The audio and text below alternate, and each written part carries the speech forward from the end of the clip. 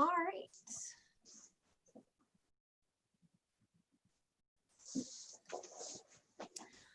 Well, welcome everyone for our next Tiger Talk. Today we will be talking with Carl Chando of the Academic Advising Center, and he will be here to kind of tell you a breakdown of what the academic advising is like for our students and how it's going to work this summer. So welcome. Thank you so much for joining us. Can you tell us a little bit about the center and what students should expect? Yes, hi Lindsay, glad to be here. The Academic Counseling Center is the centralized intake for new freshmen to help them plan their program of study for the most part. There are other advisors outside of the Academic Counseling Center that some of the students will meet with, and that would be specifically engineering, excuse me, the fine arts majors such as music, theater, art, and also business majors. All other majors will be seen by one of the 11 advisors in the Academic Counseling Center. And they'll stay with that advisor assigned to them, because all students that come to the university are assigned an advisor until they are certain about their major, making good progress in that major, and in some cases meet the prerequisites for that major. And eventually those students will be transferred on into that college of their new major and be assigned an advisor then.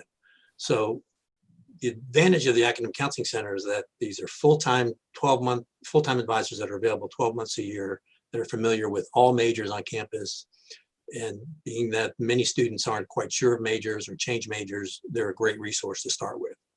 So we're beginning to see students at orientation this summer. We're about a fourth of the way into it.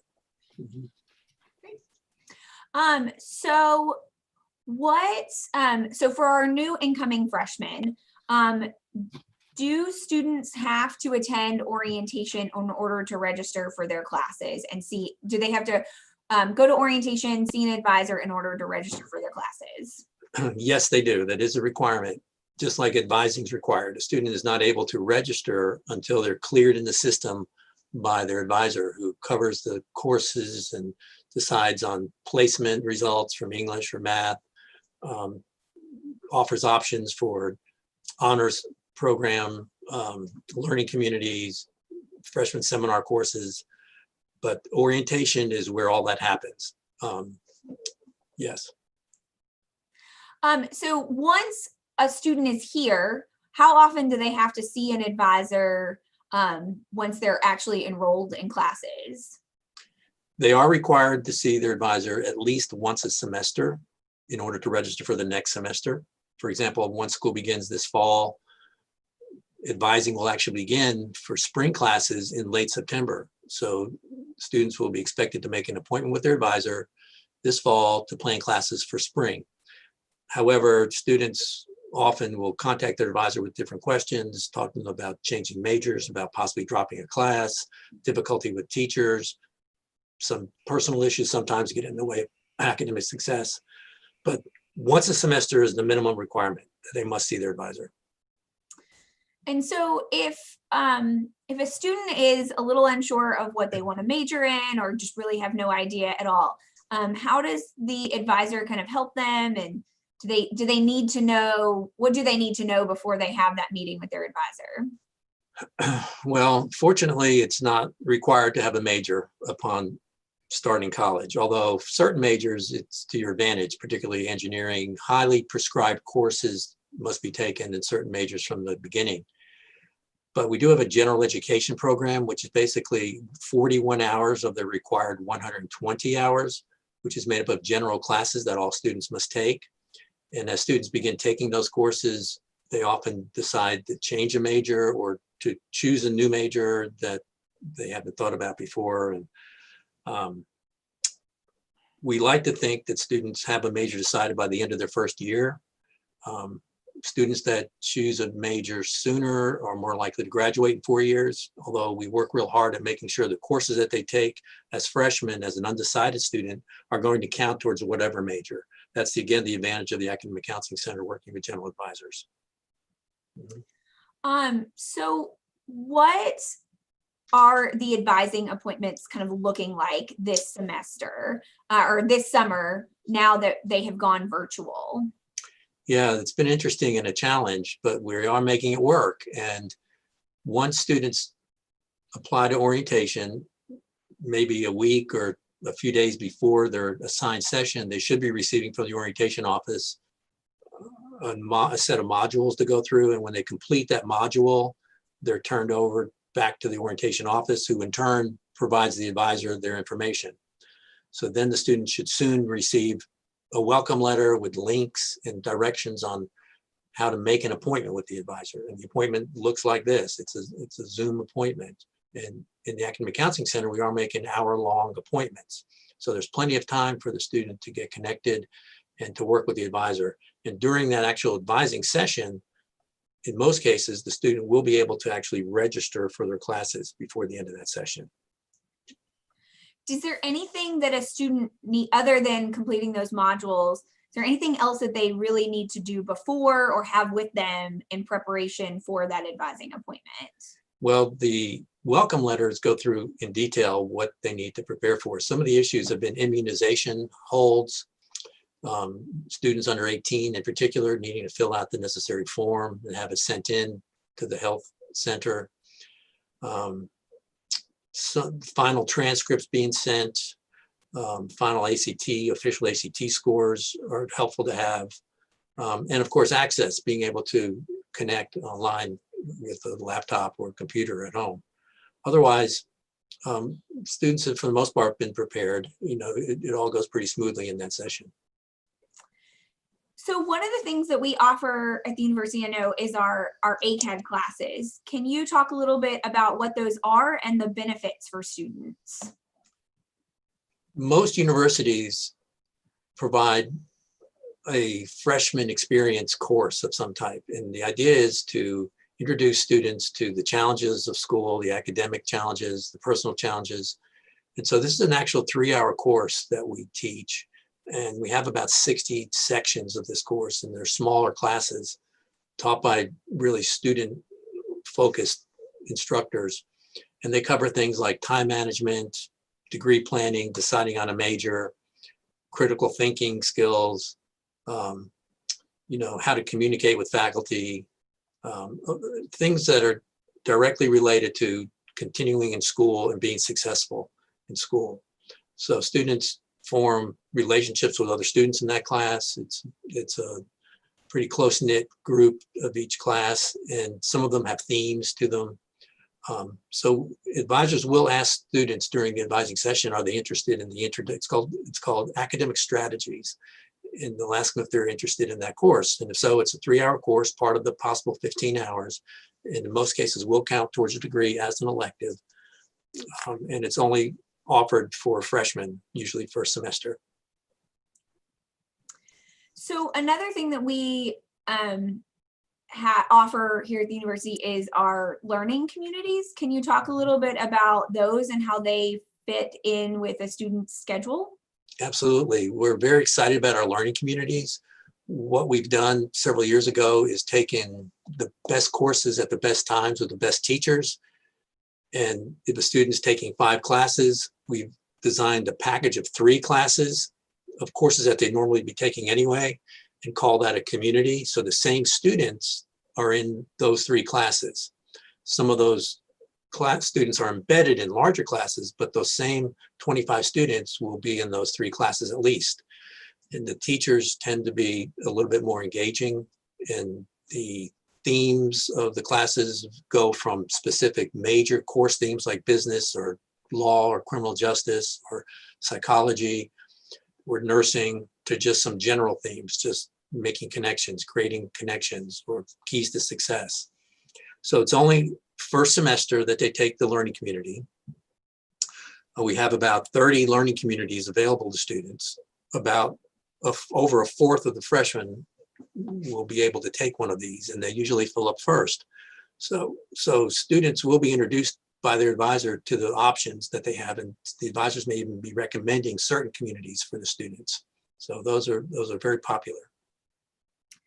Do students have to live on campus in order to do those, or are those available? No, not at all. They do not. There are a limited number of living learning communities that are often tied to a major that Residence Life works with or the honors program works with, but those are separate from Tiger learning communities. So so math is often a course that gives a lot of students a little anxiety over. How are students, how do they know what they need to enroll in, and how does that advisor kind of advise them with math courses they might need to take? Yeah, math is always a challenge in terms of taking the right math course. The ACT subscore is what we use for placement. In some cases, a student has a choice of either one math or another, in which case it really depends on one's major, or if they're undecided, a calculated risk of taking one versus another.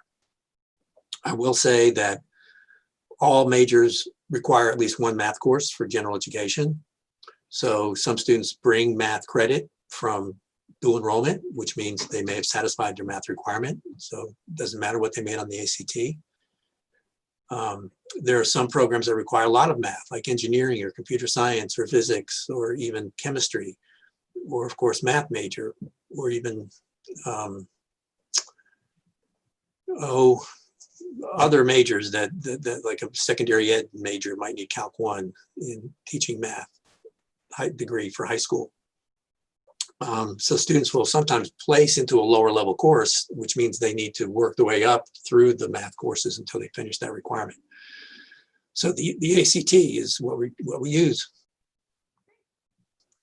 Can you talk a little bit about what a typical schedule looks like for a freshman student and what they might expect, and maybe if there's any advice you have for parents on helping them with that? Yes, that's really up to the student. However, there's a couple of considerations with schedules. First is the course load.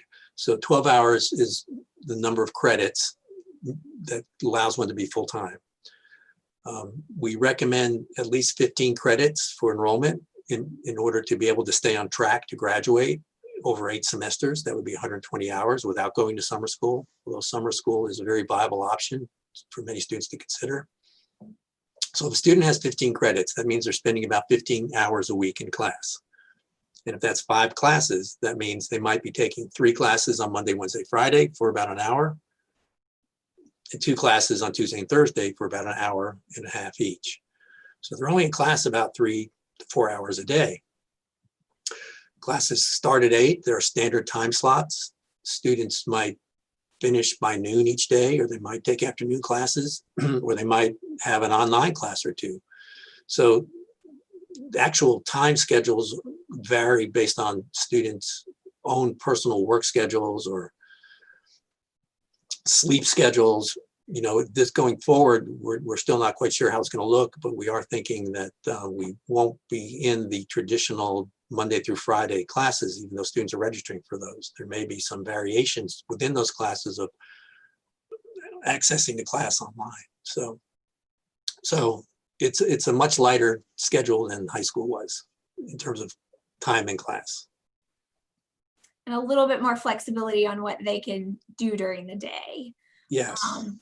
Is there any advice on if they're in class for a certain number of hours, to say they're taking 15, does that equal out to a number of hours that they should be studying or doing classwork?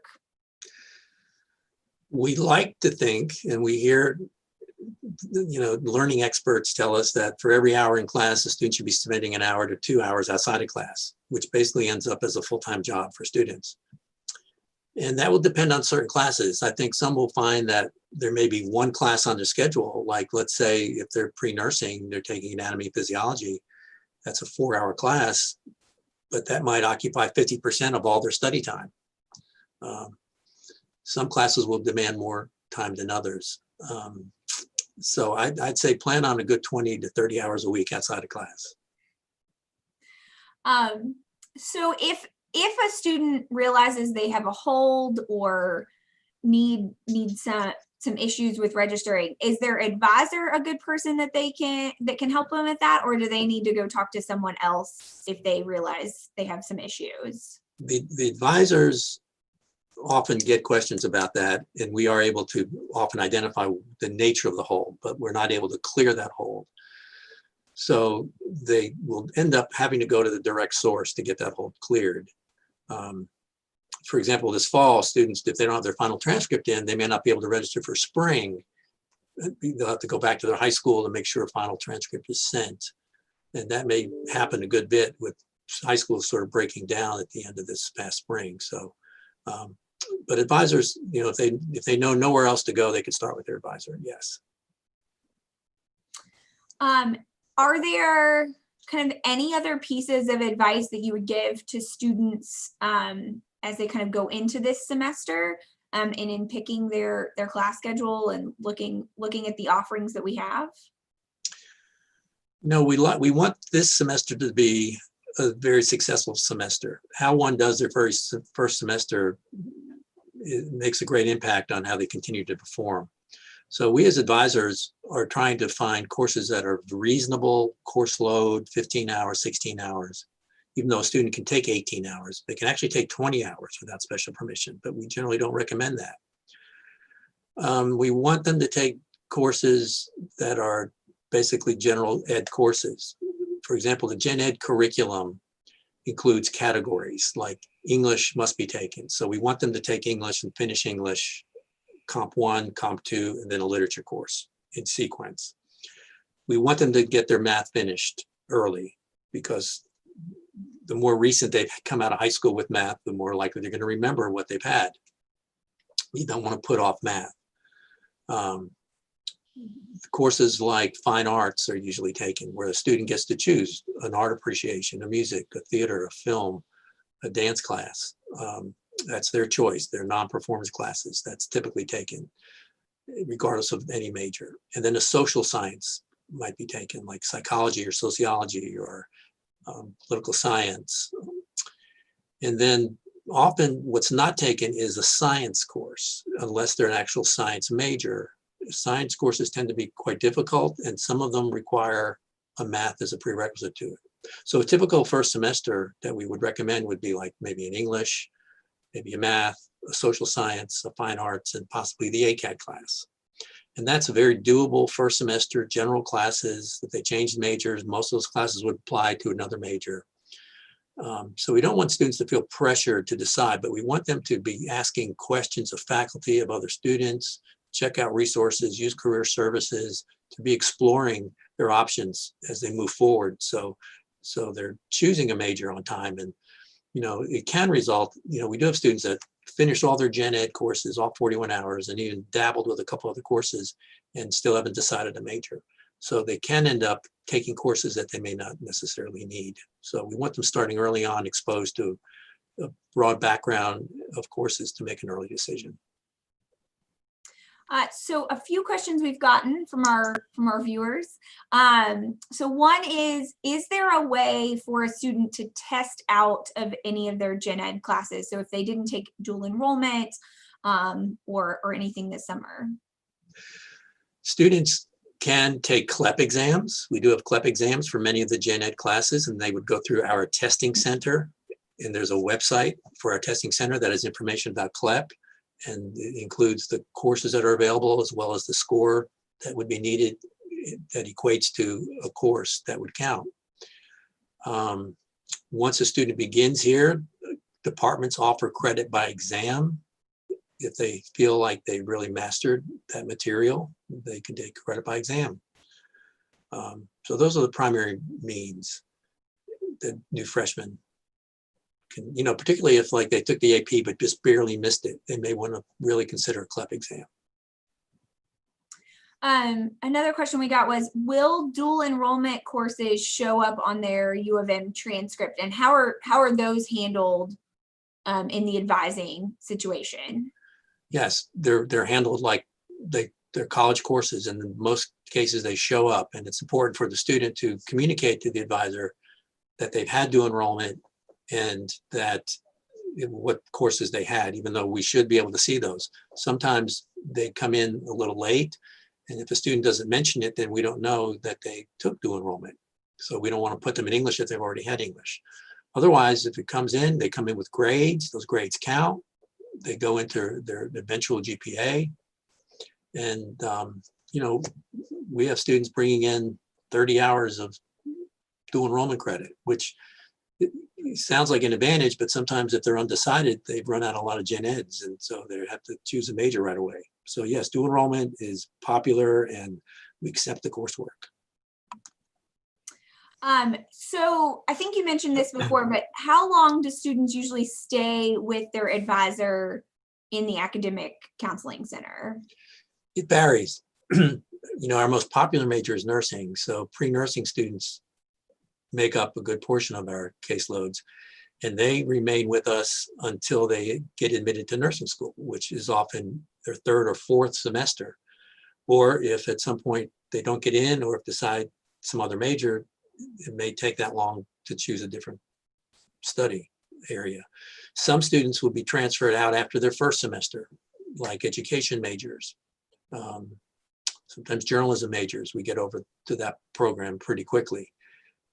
So it varies, but it goes from after the first semester. Usually the average is about staying with us for about 3 semesters. I think that's all the questions we have on our viewers. Is there anything else, any other last piece of advice that you would give about advising? Just know that I know these students will be meeting with their advisor at orientation for that session. They need to realize that these advisors are available to them the rest of the summer if they want to make changes. When AP scores come in July, they need to make sure they communicate with their advisor about those, because it might require adjustment of their schedule. If students want to change anything after that, always communicate with your advisor through U of M email. That's important. That's how we reach out to students. We have a system called Navigate where we have lots of access to information on students, and that's how students make appointments with us.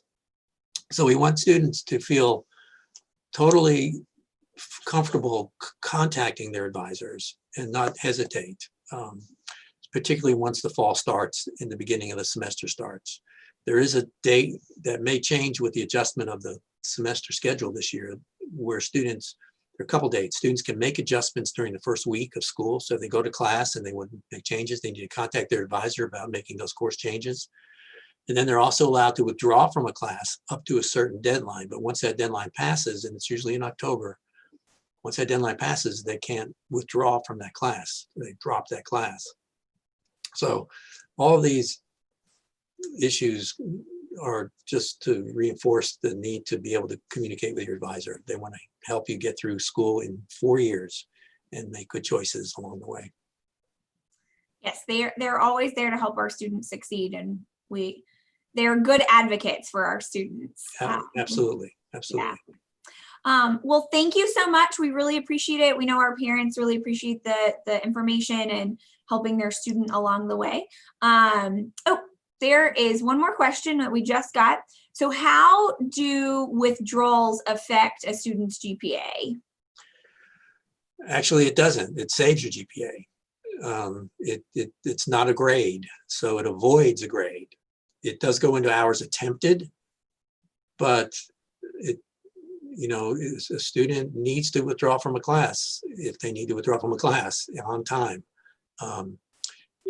They need to be careful about dropping below full-time hours. That could have serious implications for scholarships, particularly the Hope Scholarship. But in terms of grade point average, no impact. And that full-time hour requirement is 12 hours. Correct, 12 hours. Yeah, if any students want to withdraw from a class, we definitely highly advise talking with their advisor and financial aid as well, particularly if they're going to go under 12 hours. And sometimes the instructor may tell the student, well, I didn't realize you were struggling. Well, here, let me work with you. Maybe we could do something about doing better on the next test. So that's always the first place to go. But then in terms of how they drop, the student actually goes into their My Memphis and just drops the class. But sometimes it's best just to touch base with their advisor that they're going to do that to make sure that's a good decision. Yeah. Oh, one more question is, how many classes is 12 hours? Generally, it would be 4 classes. Most of our classes are 3 credits, which means that you spend 3 hours a week in that class. We do have some 1-hour classes or some 4-hour classes, like most of our lab sciences are 3 lectures, 1 lab, so that's a 4-credit course. They spend about 5 hours a week in class. So 12 hours is usually 4 classes, 3 credits each. And I know many of our art classes may actually be 6 hours in person, but only a 3-hour credit. Yes, applied studio art classes that are listed for 3 credits might meet about 5 to 6 hours a week because they're studio hands-on applied classes, correct. Yes, so our majors 15-hour schedule may mean they're in class 24, 25 hours a week. Yes. Well, thank you so much. We really appreciate it. I know our parents do as well. So thank you all to everyone who's watching this as well. And we look forward to a great summer and a great next year. So thank you. You're welcome. Bye-bye. Bye.